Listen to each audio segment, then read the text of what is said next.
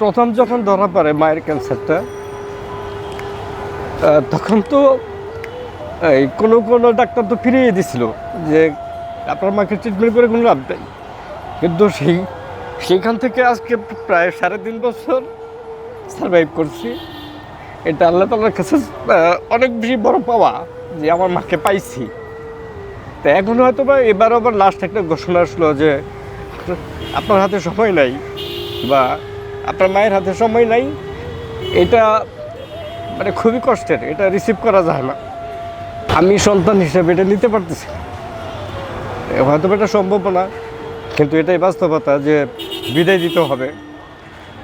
একটা মানুষ হুট করে মারা যায় সেটা একটা ব্যাপার, কিন্তু চোখের সামনে প্রতিনিয়ত কষ্ট করে তিল তিল করে শেষ হয়ে যাচ্ছে। এটা আপনারা কেউই পারবেন না যে আপনার মা মারা যাচ্ছে অথবা আপনার কাছের কেউ মারা যাচ্ছে, এটা অসম্ভব। এটা আমি চেষ্টা করি মেন্টালি শক্ত হওয়ার জন্য, কিন্তু পারি না। হয়তো বা অল্প সময়ের জন্য পারি, বেশিরভাগ সময় পারি না, এটা সম্ভব না। কিন্তু এটা বাস্তবতা যে আপনাকে আমাকে সবাইকে চলে যেতে হবে। কিন্তু আমরা প্রস্তুতি নিচ্ছি, মানে শেষ বিদায়ের জন্য প্রস্তুতি নিচ্ছি। এই মুহূর্তে আমি মনে করি যে আমি মানসিকভাবে একদম ধ্বংসের শেষ প্রান্তে চলে আসছি। কারণ আমি জানি না যে আমার মাকে ঠিক কতটা সময় পাবো। হয়তো বা খুব বেশি সময় পাবো না আমরা। তো যতটা সময় পাবো আমরা যেন সুস্থ রাখতে পারি তাকে, এবং তাকেও যেন মানসিকভাবে সুস্থ রাখতে পারি, এবং তার অন্তিম সময়গুলো যেন ভালো কাটে, সেই প্রচেষ্টাটাই চলছে আর কি।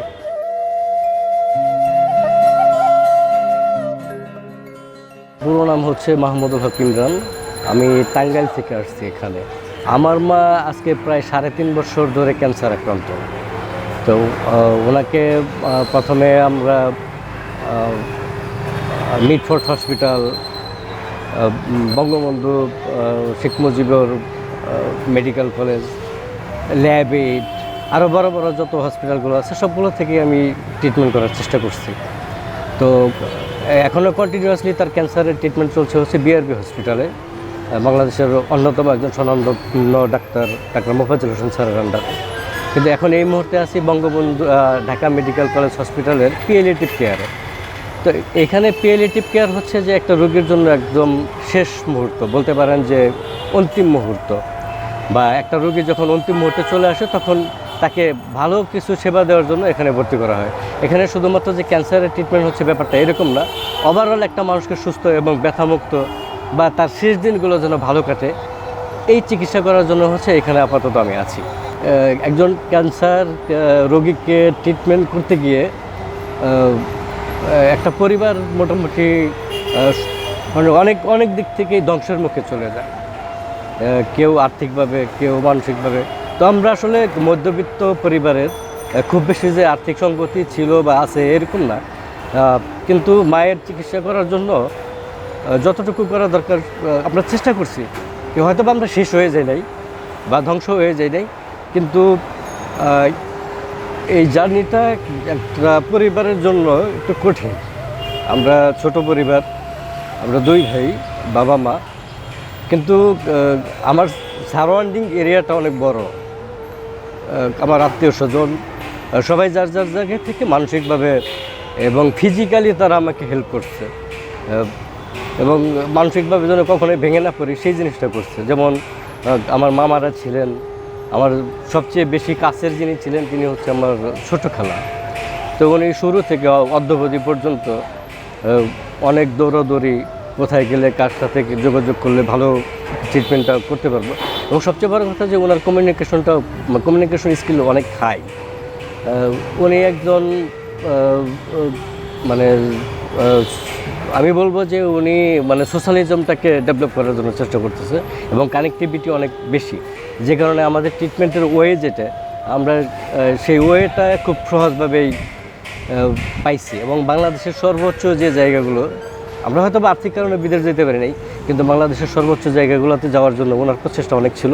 এবং সর্বোপরি আমরা 2 ভাই চেষ্টা করছি আর কি, যে সবসময় মার পাশে থাকার জন্য, বাবার পাশে থাকার জন্য। এবং সর্বোপরি এই জার্নিটাকে একটু সবার জন্য স্মুথ করার জন্য। তো এটা আমাদের জন্য অনেক কষ্টের একটা ব্যাপার ছিল। আসলে এটা এক ধরনের দুর্ঘটনা বলবো মানুষের জীবনে। আর দুর্ঘটনা কখন আসে বলে কই আসে না। আর একটা দুর্ঘটনার জন্য মানুষ খুব বেশি প্রস্তুতি নিয়ে থাকে না। তো আমি প্রথমে একটু বলতে চাই যে পিএলিটিভ কেয়ারটা কী। আমি এর আগেও বলছি যে পিএলিটিভ কেয়ারটা হচ্ছে এমন একটা জায়গা যেখানে একজন রোগীর অন্তিম মুহূর্তে একজন রোগীকে মানসিকভাবে এবং শারীরিকভাবে ভালো রাখার চেষ্টা করা হয়।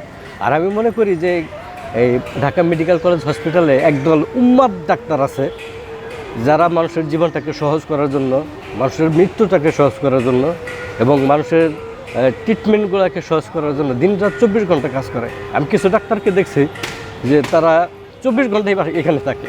যে কারণ হলো যে ওই অন্তিম মুহূর্তে থাকা রোগীটার জন্য ঠিক কখন ডাক পড়ে যায় এটা কেউ জানে না। এবং আমি যে জিনিসটা সবচেয়ে মানে অবাক করা বিষয় আমার কাছে, যে অনেকেরই হয়তো বা ডাক্তারদের সম্পর্কে একটা মানে ভুল ধারণা থাকতে পারে যে ডাক্তাররা কসাই, ডাক্তাররা শুধুমাত্র অর্থ চেনে, আর কিছু চেনে না। কিন্তু এইখানে আমি যতটুকু দেখলাম যে অনেক বেশি মানবিক ডাক্তার আছে এবং এই ডাক্তাররাই পরবর্তীতে আরও কিছু মানবিক ডাক্তার তৈরি করার জন্য দিনরাত কাজ করে যাচ্ছে। তো আলহামদুলিল্লাহ এটা আমাদের বাংলাদেশের জন্য একটা ভালো সাইন যে যে একটা শেষ নির্ভরতার জায়গা খুঁজে পাবে আর কি মানুষ। তো আমিও ঠিক এই জায়গায় আমি এখানে এসে খুবই হ্যাপি যে আমি একজন ক্যান্সার আক্রান্ত রোগীর অ্যাটেন্ডেন্ট হিসাবে বা ক্যান্সার আক্রান্ত একজন মায়ের সন্তান হিসেবে আমি স্যাটিসফাই যে সর্বোচ্চ চেষ্টাটা সবসময়ই ছিল। আমি সন্তান হিসেবে যতটুকু চেষ্টা করেছি, আশেপাশে যে ডাক্তাররা ছিলেন তারাও ঠিক সর্বোচ্চ চেষ্টাটাই করেছে যেন আমার মায়ের অন্তিম মুহূর্তগুলো যেন ভালো কাটে।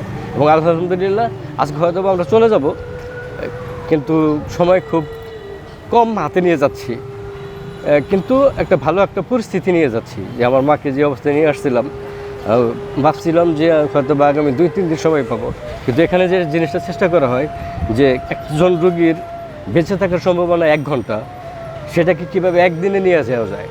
একটা রোগীর বেঁচে থাকার সম্ভাবনা 1 দিন, সেই 1 দিনটাকে কীভাবে 1 সপ্তাহে নিয়ে যাওয়া যায়। যে রোগীটার সম্ভাবনা আছে 1 সপ্তাহে, সেটাকে কীভাবে 1 মাসে নিয়ে যাওয়া যায়। এই যে প্রচেষ্টা ডাক্তারদের, তার জন্য আমি স্যালুট জানাই তাদের। আমি যেটা মনে করি যে আসলে আমরা তো কেউ সুপারম্যান না, একজন চাইলে একজন মানুষের পরিপূর্ণ দায়িত্ব আমরা নিতে পারবো না বা পরিপূর্ণ পরিবর্তনটা করতে পারবো না। কিন্তু আমি দেখেছি এখানে অনেক অসহায় মানুষ আছে যাদের কাছে মানে অনেক সময় 100 টাকা অনেক বড় কিছু বা 500 টাকা অনেক বড় কিছু। আমি অনেক সময় দেখেছি যে আমি যে ইউনিটেই ভর্তি আছি এখানে আমার চেয়ে অনেক গরিব মানুষ আছে। তো দেখা গেছে যে একটা ইনজেকশন ইমার্জেন্সি দরকার, কিন্তু ওই ইনজেকশনটা আনার জন্য তাকে হয়তো বা 10 কিলোমিটার দূরে যেতে হবে বা অর্থ ব্যয় করতে হবে। ইনস্ট্যান্টলি ওই জিনিসটা তার কাছে নাই বা ওই অর্থ বা ওই সাপোর্টটা তার কাছে নাই। কিন্তু ওই ইনজেকশনটা এই মুহূর্তে না দিলে হয়তো বা এই রোগীটা এখনই মারা যাবে। আমি চেষ্টা করছি যে আমার মায়ের ওখান থেকে একটা ইনজেকশন তাকে দিয়ে দেওয়ার জন্য। আপাতত সে সারভাইভ করতে পারছে। আবার যখন ফার্মেসিতে গেছি যে একটা লোক তার বাবা অথবা মা অথবা ভাইয়ের জন্য ওষুধ কিনতে গেছে, তার বিল আসছে 5,000 টাকা, কিন্তু তার পকেটে আছে 5,200 টাকা, বাকি 300 টাকা নাই। তো আমিও যে খুব বেশি মানে সলভেন্ট তা না, আমি চেষ্টা করছি যে ওই 300 টাকা তাকে দিয়ে দেওয়ার জন্য। এতে করে কি হয়েছে যে ওই ইনস্ট্যান্টলি সে একটা সাপোর্ট পাইছে। তো আমার মনে হয় যে আমরা এই যে ছোটোখাটো যে উপকারগুলো এই হেল্পগুলো আমরা করতেই পারি।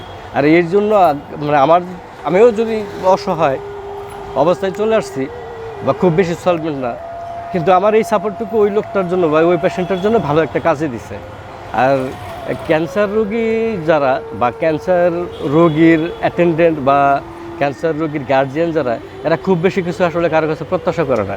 কারণ আমি ঢাকা শহরে এসে লক্ষ লক্ষ টাকা খরচ করে ফেলে, কিন্তু অনেক সময় দেখা যায় 200-100 টাকা বা একটু হেল্প, অথবা একজন ইমার্জেন্সি রোগী একটা ট্রলি ম্যানেজ করে দেওয়া, অথবা একটু ধাকিয়ে এক ডিপার্টমেন্ট থেকে আরেক জায়গায় নিয়ে যাওয়া, অথবা একজনকে স্যাক্রিফাইস করে একটু কম ঝুঁকিপূর্ণ যে সে যদি স্যাক্রিফাইস করে একটু বেশি ঝুঁকিপূর্ণ যে তাকে একটু সেবাটা নেওয়ার জন্য যদি একটু পথ তৈরি করে দেওয়া যায়, তাহলে দেখা যাবে যে ওই যে ঝুঁকিপূর্ণ লোকটা সে কিছুটা সময়ের জন্য হয়তো বা সারভাইভ করতে পারে। তো এইটুকু মানবিকতা থাকতেই আনাফ। আমি বেশি কিছু মনে হয় না যে করা দরকার। পৃথিবীর অধিকাংশ মানুষই হচ্ছে মনুষ্যত্ব নিয়ে জন্মগ্রহণ করে, যাদের ভিতরে মনুষ্যত্ব আছে। খুব কম পরিমাণ মানুষ আছে যাদের আসলে মনুষ্যত্ব নাই। আর এই মনুষ্যত্ব আছে বিধায়ী আমরা সবসময় এই ভালো কাজগুলো করার চেষ্টা করি। মানুষ যদি কখনো বিপদ আপদে পড়ে বা বিপদে আসে, আমরা জানি তাদেরকে আমরা উপকার করার চেষ্টা করি। কিন্তু কখনো কখনো এই উপকারগুলো করতে গিয়ে যে উপকার ভোগী তার মনের অজান্তে আমরা অপকার করে ফেলি, অথবা উপকার করতে গিয়ে আমরা যারা মনুষ্যত্ব নিয়ে এগিয়ে যাই তারা অনেক সময় বিপদে পড়ি। তো কাজেই কাউকে উপকার করতে গেলে একটা জিনিস মাথায় রাখতে হবে যে আমি যে উপকার করতে যাচ্ছি সেটা ওই মানুষটার জন্য কতখানি আসলে উপকারে আসবে, বা ইন ফিউচার বা আজকে এই উপকারটা করার পরে তার জীবন আসলে আমি কী চেঞ্জ করতে পারবো। আমরা আসলে সুপারম্যান না, আমরা মানুষ। আমরা চাইলে খুব বেশি কিছু পরিবর্তন করে দিতে পারবো না। কিন্তু হ্যাঁ, পৃথিবীর যত বিশাল বিশাল পরিবর্তনগুলো হয়েছে এগুলো মানুষের দ্বারাই হয়েছে। আমরা অনেক সময় খেয়াল করি আসলে ক্ষুদ্র একটা বিষয় নিয়ে আমি কথা বলতে চাই আজকে। ধরেন আমরা রাস্তাঘাটে চলতে ফিরতে, হসপিটালে, রাস্তায় বা কোনো শিক্ষা প্রতিষ্ঠানে দেখি যে কিছু অসহায় মানুষ দাঁড়িয়ে আছে, যাদেরকে দেখলেই মনে হয় যে এর জন্য যদি কিছু করতে পারতাম। কিন্তু এই যে করতে পারার ইচ্ছাটা, আলহামদুলিল্লাহ, এটা একটা ভালো জিনিস। এটা আল্লাহ তাআলার কাছে খুব ভালো একটা কাজ হিসেবে গ্রহণযোগ্য হবে। এটা হয়তো একটা সওয়াবের কাজও হবে। কিন্তু আমি এই যে করতে চাওয়া বা একজনের সাথে আমি করতে চাইলাম, এটা যে যার জন্য করতে চাইলাম তার জন্য আসলে কতখানি উপকার আসবে। ছোট্ট একটা গল্প দিয়ে আমি শেষ করতে চাই। সেটা হচ্ছে যে এক লোক রাস্তা দিয়ে যেতে যেতে দেখছে যে প্রচণ্ড শীত, তুষার পড়ছে। এরকম একটা অবস্থায় একটা মানুষ খালি গায়ে রাস্তায় দাঁড়িয়ে আছে বা বসে আছে। কিন্তু যে লোকটা দেখলো তার কাছে অনেক সম্পত্তি আছে, তার কাছে অপ্রয়োজনীয় অনেক জামা কাপড় আছে, অনেক জুতো আছে, সব কিছুই আছে। কিন্তু যে লোকটা এই যে তুষারের মধ্যে বা শীতের মধ্যে একটা প্রতিকূল পরিবেশের মধ্যে দীর্ঘদিন জীবনযাপন করে অভ্যস্ত, তাকে হুট করে উপকার করতে গিয়ে তাকে বলা হলো যে ভাই, আমার তো আরও অনেক জামা কাপড় আছে, আপনি কেন এত কষ্ট করছেন? আমি আপনার জন্য একটু দাঁড়ান, আপনার জন্য আমি কিছু জামা কাপড়, কিছু খাবার এগুলো নিয়ে আসি। আলটিমেটলি সে খুশি হলো যে আমার জন্য তাহলে কেউ নিয়ে আসতেছে।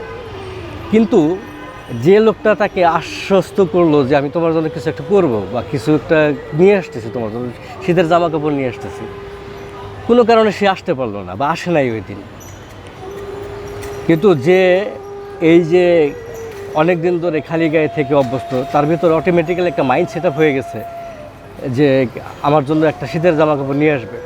যে কারণে তার মেন্টাল সেট আপটা ছিল একটা সময় যে প্রতিকূল পরিবেশে বাঁচতে পারে। কিন্তু যখন সে এই উপকারটা পাবে বলে আশা করলো, তখন কিন্তু তার মানসিক চেঞ্জটা হয়ে গেল। কি এতে করে কি হলো যে তার মানসিক দক্ষতাটা যে জায়গায় ছিল সেখান থেকে নেমে আসার পরে আলটিমেটলি সেই শীতের মধ্যে সে স্ট্রোক করে বা যে কোনো কারণে মারা গেল। আমার কথা হলো যে এই যে জেসে গিয়ে আরেকজনের উপকার করতে চাওয়া যে লোকটা, যে চাইলো যে তার জন্য কিছু একটা নিয়ে আসবে বা তার জন্য উপকার করবে, কিন্তু আলটিমেটলি সে আসে নাই ফিরে। তো আমার ধারণা যে ওই লোকটা যে মারা গেল, তার এই যে মিথ্যে আশ্বাস, অথবা সে আশ্বাস দিয়েছে যে হ্যাঁ আমি ভালো কিছু করব বা তাকে সাহায্য করবো, কিন্তু আলটিমেটলি সে আসতে পারে নাই। তো আমার ধারণা যে এই যে তাকে একটা আশ্বাস দিল এবং সে করতে পারলো না, এই কারণে হচ্ছে সে মারা গেল। এতটা দিন ধরে যে সারভাইভ করতে পারতেছে ঠান্ডার মধ্যে, সে একটা মানসিক প্রত্যাশা নিল যে আমাকে কেউ উপকার করতে আসবে, কিন্তু আলটিমেটলি সে উপকারটা পেল না, যে কারণে সে তার জীবনটা শেষ শয়নে চলে গেল। আমার বোন ফজিলা বেগম, যার জীবন ছিল সবুজ পাতার মতো, দুটি ছেলে আর স্বামীর ভালোবাসায় পূর্ণ। 3 বছর মরণব্যাধি ক্যান্সারের সাথে যুদ্ধ করে শেষ সময়টুকু পার করলেন ঢাকা মেডিকেলের প্যালিয়েটিভ কেয়ারে। সহযোদ্ধা তার 2 ছেলে ইমরান, রানা। বোনের পাশে সার্বক্ষণিকভাবে থেকেছেন এই 2 সন্তান। যদি কাউকে রত্নগর্ভা বলা হয়, তাহলে সেই পুরস্কারের প্রথম দাবিদার আমার এই বোন, যিনি এমন 2টি ছেলের মা।